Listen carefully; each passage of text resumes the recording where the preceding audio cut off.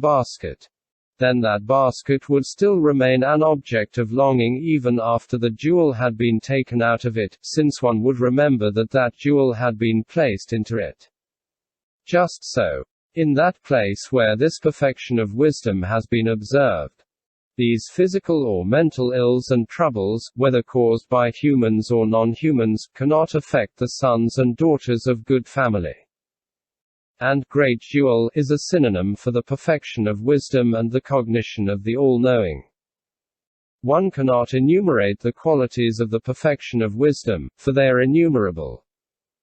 Innumerable are the qualities of the other perfections, too. The Buddha Dharmas, and so are those of the cognition of the all-knowing, of the realm of Dharma, the fixed sequence of Dharma, of suchness, of the reality limit and of the unthinkable element. These qualities of the cognition of the all-knowing are the reasons why the relics of the Tathagata who has gone to parinirvana become an object of worship. These relics of the Tathagata are the true repositories of the cognition of the all-knowing, of the forsaking of all the defilements together with their residues, of the ability to always dwell in even-mindedness and of the state of being always mindful, and that is the reason why they become objects of worship. Weakly strong. Sakra. These relics of the Tathagata, O Lord, are the repository of the precious perfection, of the perfection which is without defilement or purification, without production or stopping, without coming or going. They are the repository of the perfection of Dharmahood, because as pervaded by Dharmahood do they become objects of worship. Moreover, O Lord, if, on the one side not only the great trichilicosim, but all the countless world systems were filled to the very top with relics of the Tathagata, and if on the other side I were offered a copy of the perfection of wisdom, then of those two I would choose the perfection of wisdom. And why? Because from it have come forth the relics of the Tathagata which become objects of worship only because they are saturated with the perfection of wisdom. If someone honors, reveres, and worships the relics of the Tathagata, then as a result of his wholesome roots he will experience pleasures open to both gods and men. And he will make an end of ill after having experienced pleasures in the families of warriors, Brahmins, and wealthy householders, and among the gods of the four great kings, too. The gods who control enjoyments magically created by others. But if someone learns this perfection of wisdom, too, wisely attends to it, then he can fulfill the perfection of meditation, too. The perfection of giving, the 37 wings which lead to enlightenment, too. The 18 special dharmas of a Buddha. He can transcend the levels of a disciple or pratyeka Buddha. Enter on a bodhisattva's special way of salvation. Acquire the superknowledges of a bodhisattva. Pass on from Buddha field to Buddha field. And take up at will all kinds of personifications which enable him to mature beings, whether he appears as a world ruler, or as a warrior, Brahmin, or wealthy householder. Therefore, O Lord, it is not that I lack in respect for the relics of the Tathagata, or that I do not want to be involved with them. But obviously it is because of the perfection of wisdom being honored, revered, and worshipped that the relics of the Tathagata are honored, revered, and worshipped. Moreover, those who want to see both the Dharma body and the physical bodies of the Tathagatas who abide in countless world systems in all the 10 directions and demonstrate Dharma, should listen to this perfection of wisdom, learn it too. Wisely attend to it. If someone wants to see those Tathagatas, he should, coursing in the perfection of wisdom, develop the recollection of the Buddha by way of 2 kinds of dharmas.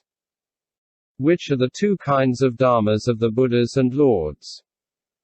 The conditioned and the unconditioned dharmahood. What then is conditioned dharmahood? The cognition of the 18 kinds of emptiness, of the 37 dharmas which act as wings to enlightenment, too. Of the holy truths, of the unlimited, too. The Buddha Dharmas. and also the cognition of the wholesome roots, be they with or without outflows, faulty or faultless, worldly or supramundane, leading to defilement or purification. This is called the conditioned dharmahood. And what is meant by the unconditioned dharmas? That dharma of which there is no production or stopping, no stability or instability, or alteration, no defilement or purification, no diminution or growth, 2. Of all dharmas the non-existence of own being. And what is of all dharmas the non-existence of own being? The 18 kinds of emptiness. The fact that all dharmas are empty of essential original nature, have no basis, 2. Are inexpressible and incommunicable, that is called the unconditioned dharmahood. Medium strong. The Lord. So it is, kausika, so it is. All the Tathagatas owe their enlightenment to this very perfection of wisdom, whether they live in the past, future, or present. All the disciples and pratyeka Buddhas, past, future, or present. All the disciples and pratyeka Buddhas, past, future, and present, owe their special forms of enlightenment to it, and thanks to it the other holy men at all times win the fruit of a streamwinner, 2. Arhatship. And why? Because in this perfection of wisdom the three vehicles are explained in detail. But by way of indicating no sign. By way of non-production and non-stopping. Non-defilement and non-purification. By way of not affecting anything. Not by way of toiling or withdrawing from it. Not by way of adding or subtracting anything, not by way of appropriation or non-appropriation, and in any case only by way of worldly convention and not as it is in ultimate reality. And why? Because in the perfection of wisdom one does not conceive of a not beyond or a beyond. A shore or a gap between two shores, even or uneven, sign or signless, worldly or supramundane, conditioned or unconditioned, wholesome or unwholesome, past, future, or present. Nor does the perfection of wisdom bestow any dharma, also not the dharmas of pratyeka Buddhas or the dharmas which constitute arhatship. Strongly strong. Sakra. A great perfection is this perfection of wisdom. For when the bodhisattvas course in it, they can wisely know the thoughts and doings of all beings. Although they do not apprehend a being, a living soul, a personality, a man, a human, a young man, one who does, one who feels, or one who sees. Nor do they apprehend form, 2. Enlightenment, or one who is enlightened, or the dharmas of a Buddha. For the perfection of wisdom has not been set up by taking anything as a basis. And why? Because that own being does not exist and cannot be apprehended, nor that by which it could be apprehended, that which could be apprehended or that wherein it would be apprehended. The Lord. So it is, kausika, so it is. In this way the bodhisattva who courses in the perfection of wisdom by way of taking nothing for a basis does not even apprehend enlightenment, how much less the dharmas of a Buddha to be. Sakra. Does, then, the bodhisattva course only in the perfection of wisdom, and not in the other perfections? The Lord. The bodhisattva courses in all the perfections, and not only in the perfection of wisdom, but without taking anything as a basis. He does not apprehend the perfection of giving, a donor or recipient. Not the perfection of morality, nor one of good conduct, nor immorality. Not the perfection of patience, nor one who is patient, nor that which has to be endured. Not the perfection of vigor, nor that which has to be done, nor body and thought. Not the perfection of meditation, nor thought, nor trance. Not the perfection of wisdom, nor one who is wise or stupid. But it is the perfection of wisdom which directs and guides the bodhisattva who gives gifts. Guards his morality, develops patience, exerts vigor, enters into trance and has insight into dharmas, though without taking any dharma as a basis, from the skandhas to Buddha dharmas. The tress of Jambudvipa have different leaves and foliage. Different flowers and fruits, different heights, shapes, and circumferences, but with regard to the shadows cast by these trees no distinction of difference can be apprehended. But they are all just called shadows. Just so no distinction or difference can be apprehended between the five perfections. All of them upheld by the perfection of wisdom and dedicated to all knowledge, because of the absence of a basis. Praise, eulogy and glorification. Praise. Very weak. Sakra. Endowed with great qualities. O Lord, is this perfection of wisdom, she is perfect as in possession of all qualities, endowed with immeasurable, inconceivable, incomparable, infinite and boundless qualities. Let us again consider two people. One has made a copy of this perfection of wisdom and bears it in mind. Recites and studies it, also honors, reveres, and worships it with flowers, and wisely attends to the perfection of wisdom as it has been expounded. The other, having a copy of this perfection of wisdom, gives it to others. Which one of the two begets the greater merit? The Lord. I will question you on this point and you may answer to the best of your abilities.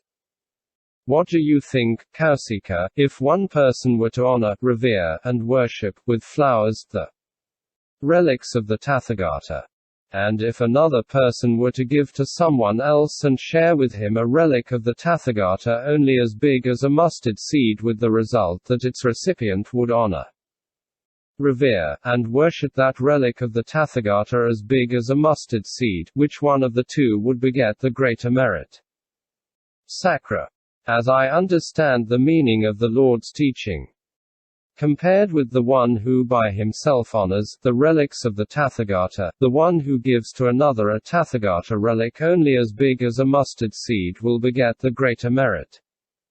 When he considers this state of affairs, the Tathagata, having entered on the adamantine trance and having made his body also adamantine, generates the relics of a Tathagata of his great compassion for the world of beings and leaves the Tathagata relics for those beings who can be disciplined. And why?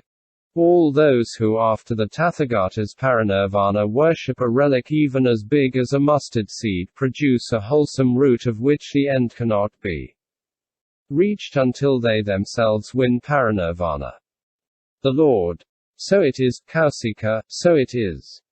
The son or daughter of good family who honors this perfection of wisdom, and gives a copy of it to someone else, begets the greater merit. Moderately weak. Moreover, someone will beget still greater merit if, having given to others this perfection of wisdom as it has been explained, he will expound it to them. One would expect him to have found the teacher, or a succession of preceptors who represent him and who lead a spiritual life. And why? For this very perfection of wisdom should in this context be regarded as the teacher. Nor is the teacher one thing and the perfection of wisdom another, but just the perfection of wisdom is the teacher and just the teacher is the perfection of wisdom. And why?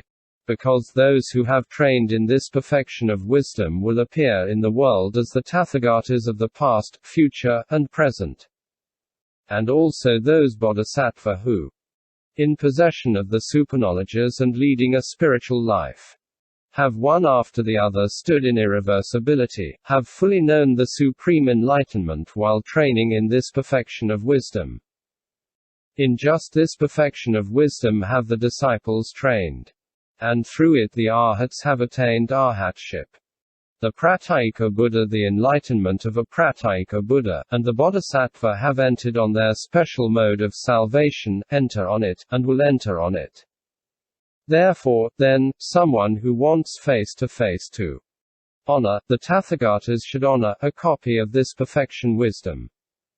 Considering also this state of affairs, it occurred to me when I had known full enlightenment. In dependence on which Dharma should I now dwell, which Dharma should I honor, revere, and worship?